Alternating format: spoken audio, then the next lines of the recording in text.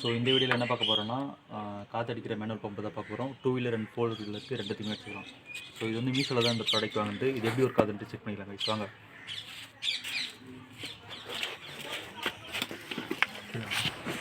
So first of all என்ன பண்ணால், already காற்று வந்து இந்த டயரில் எவ்வளோ இருக்குன்னு செக் பண்ணிக்கலாம்.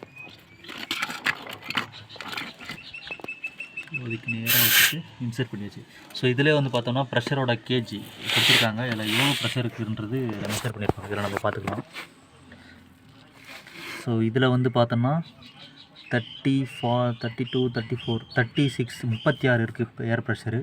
ஆக்சுவலாக இந்த காருக்கு வந்து டாடா மான்சா இது வந்து ப்ரெஷர் பார்த்தோன்னா 33 தான் சொல்லியிருக்காங்க. ஸோ நம்ம இருந்தாலும் 36 வரைக்கும் வச்சுருக்கோம். Okay guys. ஸோ நெக்ஸ்ட்டு வந்து இது போடுறோம்.